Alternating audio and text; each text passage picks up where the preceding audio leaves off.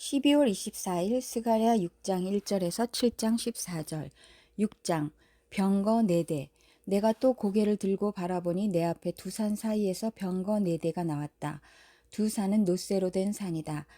첫째 병거는 붉은 말들이 끌고 있고, 둘째 병거는 검은 말들이, 셋째 병거는 흰 말들이, 넷째 병거는 얼룩말들이 끌고 있었다. 말들은 모두 건장하였다. 내가 내게 말하는 천사에게 그것이 무엇들이냐고 물었다. 그 천사가 나에게 대답하였다. 그것들은 하늘의 네 영이다. 온 세상을 다스리는 주님을 뵙고서 지금 떠나는 길이다. 검은 말들이 끄는 병거는 북쪽 땅으로 떠나고, 흰 말들이 끄는 병거는 서쪽으로 떠나고, 얼룩말들이 끄는 병거는 남쪽 땅으로 떠난다. 그 건장한 말들이 나가서 땅을 두루 돌아다니고자 하니 그 천사가 말하였다. 떠나거라. 땅을 두루 돌아다녀라. 병거들은 땅을 두루 돌아다녔다.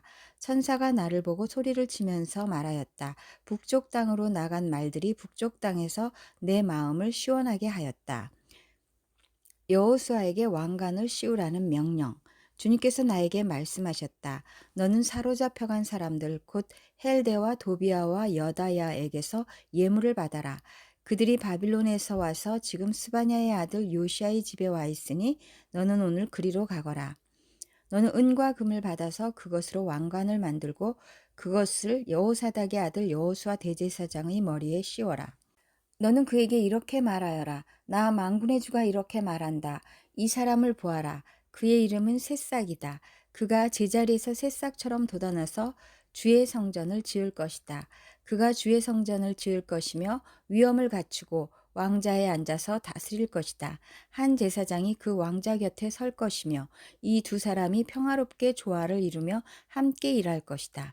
그 왕가는 헬데와 도비아와 여다야와 스바냐의 아들 헨, 곧 요시아를 기념하려고 주님의 성전에 둘 것이다. 먼 곳에 사는 사람들이 와서 주님의 성전 짓는 일을 도울 것이다.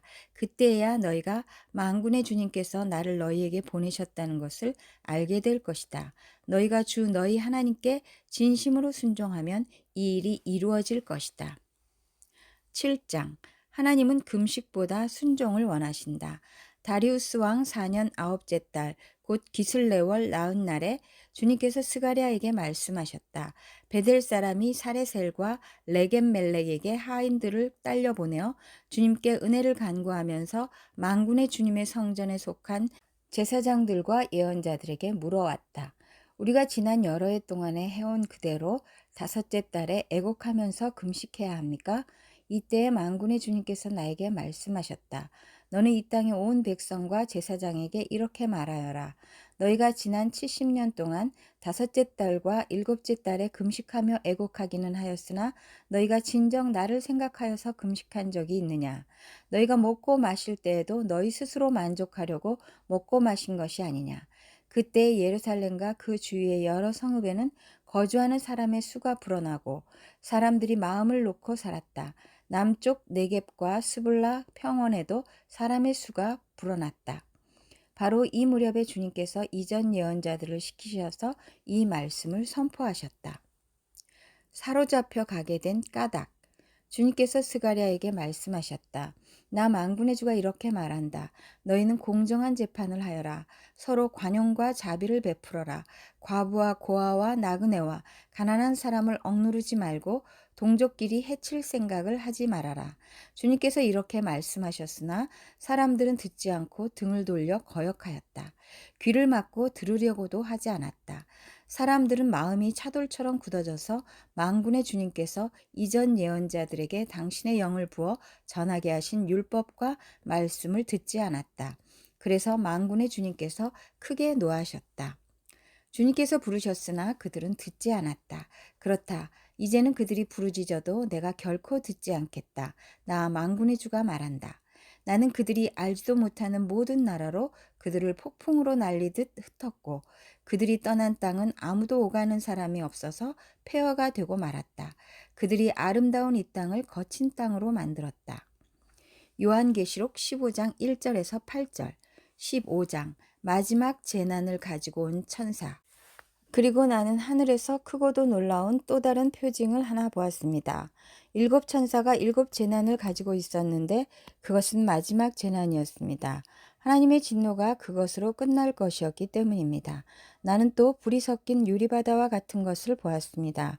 그 유리바다 위에는 짐승과 그 짐승 우상과 그 이름을 상징하는 숫자를 이긴 사람이 하나님의 검은 고를 들고 서 있었습니다. 그들은 하나님의 종 모세의 노래와 어린 양의 노래를 부르고 있었습니다. 주 하나님 전능하신 분, 주님께서 하시는 일은 크고도 놀랍습니다.